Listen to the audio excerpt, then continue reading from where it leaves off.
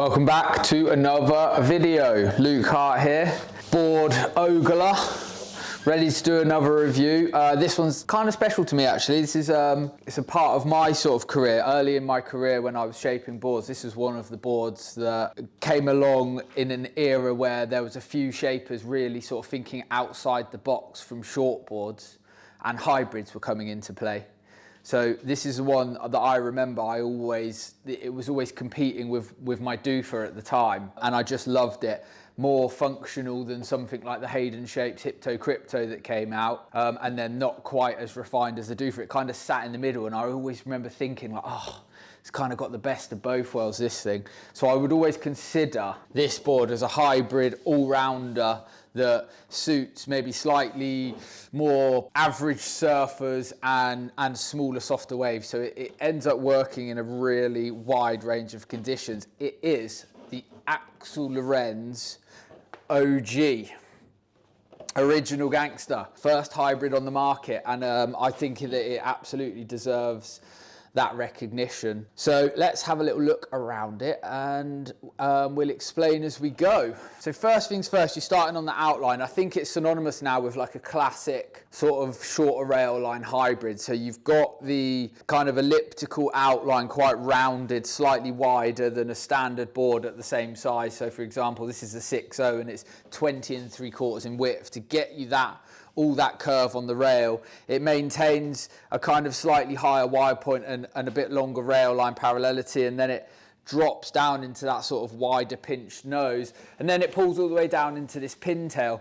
So that kind of means you get the obvious sort of forward trajectory and well balanced paddler, which makes it pretty easy to catch waves and pretty stable at slower speeds. So great for someone who's not got the most paddle strength in the world, or someone who's surfing kind of weaker waves. And then it pulls into this tail, which gives it more hold at speed. It means it's a short enough rail line that you can get your foot on the back and turn it, and it will pivot on that turn, and you can actually do some really nice strong turns on it. And that's something that I really liked about this board, comparative to something like the kind of Hypto Crypto that remained so wide that it almost stayed too loose. You couldn't actually get back there and sort of jam a turn in, which is why I think the OG is always going to be one of the better all-rounders on the market that you'll find. Some of you guys might have heard of the predecessor to the OG, which is the Puka 69er, because Axel Lorentz used to work for Pukas for years, but he's gone out on his own now, so it's called the OG, but that's why this board's got so much history. If you look at the bottom shape, it's a relatively simple design. It's a V, very, very light V out the back of the fin, give it that rail-to-rail transition and that nice flowing rail-to-rail feel. As you've come further up the board, it goes into a single just through the center to give you that nice amount of lift. And then it splits off into that V nose. Again, all about that cruise and that carve, and accentuating the key aspects of the rocker, which make it nice and fluid, easy to catch waves, and lots of down the line trajectory. So the rocker's kind of flat. There's a gradual sort of pace to the entry as it comes up, and that V just slightly accentuates it. And then you've got enough kick in the tail to get a bit more performance with that pulled in pintail when your foot is further back. So that, again, you've got extra board engaged in the water, so that maybe not the feel of a longer board, but you've got that down the line trim of a longer board, so you're not having to create your own speed. It's very, very forgiving in that it will maintain that speed, and the rockers work really well with the bottom shape to give you that kind of feeling. The rails, they're full.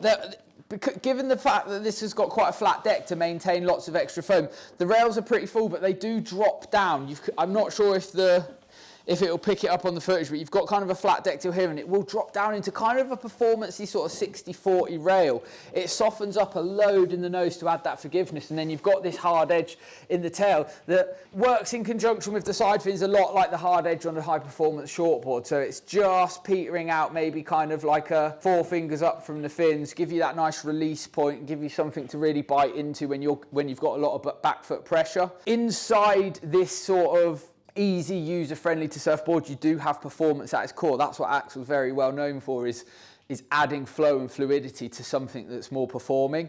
And then you characterize it by the surfer or the wave.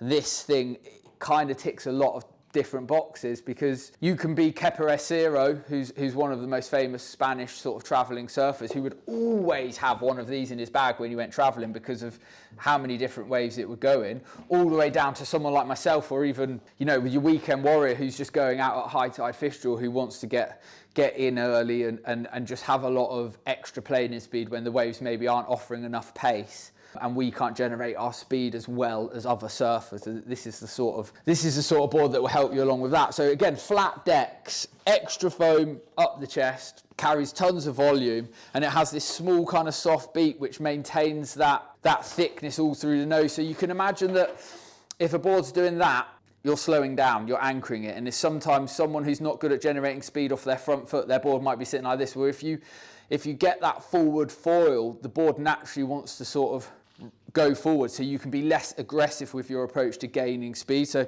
the foils and the deck line really are a measure of just how easy this board is to maintain speed down the line. It comes as a standard thruster setup, nice and simple fins, and it's exactly the same placings as you'd get on your good wave shortboard. Really is. It's just it's your bog standard thruster setup. Now you can surf this board with a 2+1 if you want the bigger fins in the side and the smaller on the back, or you can just switch out your favorite thruster set, and then you've got an easy to surf, user-friendly surfboard. Who the board's for? I mean, as we all know by now, we've all done plenty of research and everyone's pretty much owned hybrids. We know that anyone can surf them. If you're a better surfer looking for something easy or something for those high tide, mushier banks, then, you know, dropping down a couple of inches in rail line and a couple of litres up in volume, you got yourself something that's really fun and playful. Also little nuggy little barrels if you just want that little early entry into the wave and you're just setting your rail and going, these things are brilliant. And then if you're someone who's looking at seriously taking their surfing to the next level, and you've been on maybe longer rail, sort of mid-lengths, and you want something a bit more performance-y, it kind of suits that surfer. So I wouldn't say it's for the beginner necessarily, but it's for a huge range of surfers, from your weekend warriors all the way to your pros who want something fun and easy to travel with. In terms of the waves it suits, given the fact that it's hybrid, it has a broad range. What I would say about the OG from Axel is that I think, it sounds weird, but if you've got an all-rounder, you can maybe have an all-rounder suited more in its game in small waves, or you could have an all-rounder that's kind of suited with its sweet spot in sort of average sort of size waves, or you can have an all-rounder that's kind of in its element when the waves get slightly bigger. I would say that the OG by Axel is definitely suited to that smaller range of waves. So anything like in the UK, you know, I would say 9 times out of 10 you paddle out of this in the UK at any given day, you're going to have yourself a really, really fun surf. I'd say only when the waves are really, really maxing out and you're going super fast off of your takeoffs would this become uncontrollable, but sort of knee high up, you're going to be skating along lovely on this thing. In terms of where it sits in the market, yeah, it's one of the original hybrids, so it sits in your hybrid market. So you've got stuff like the Doofer, you've got stuff like the Hypto Crypto, you've got stuff like the... Oh, Bradley's got one that was pretty famous, I can't remember. I mean, every shaper has their version of a hybrid by now. There's ones that have had more success than others in the UK, and this one is, you know, one of the best ever selling shapes in the UK for a reason. It suits our waves really well, so we're super stoked that we're getting to make Axel's boards here at Collab, and Axel's going to be coming over plenty to do some shaping with us, and we're going to be going over there as well. So brilliant relationship, and I really do feel like if you can see any pattern from the brands that we take on at Collab, we're not taking on things that aren't going in the UK. We're taking on boards that we find really interesting, that we want to surf, and we're surfing every day down Fistral at wherever we can get trips away to the UK, we're there. So these are the boards that I know will deliver something really good for our customers. Yeah, in terms of where it sits in the market, it's a hybrid, slightly on the performance side, but plenty forgiving. So if you're looking at, you know, I'm 85 kg, 5'10", the 6.0 is 35.7 litres of foam. That's me all day. I could even drop down to the 5'10" maybe. So if you're looking at, if you're looking at stepping down from like a 40 to 45 litre board, then you might want to go sort of 37, 38 litres on this thing and whatever rail length you're comfortable with. And again, if you're from short boards and you're riding sort of 30 litre boards, there's no reason why you can't just bang this up to sort of 3-4 litres extra than your standard go-to board, just to get all that fun, because it's a board designed with extra foam. It doesn't mean you surf the literage you're comfortable with. You can go excess on this board if you're looking for something easier to transition onto. In terms of where you order it, this is the fun bit. you can look on our website now. We've got one in stock with more to come. You can custom order it as well from us. All you've got to do is give us a shout or go onto our custom board page and select Axel's shapes, and you can get one up from us.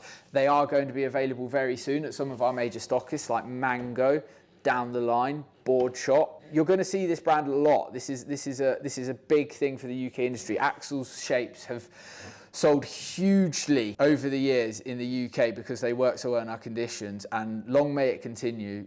You're going to see plenty of them about. You're going to see more from us as well. We're really, really excited to have his boards running through the factory. So watch this space for more Axel shapes. Cheers for watching, guys. Hope that answers all your questions. If you've got any more, leave them in the comments and we'll be sure to answer. You can order it in a range of different texts as well, whatever suits you. In the meantime, like this. Get it out there to more people. Subscribe to our channel because we're uploading videos all the time and your support really, really helps us understand what sort of content you like from us. See you soon.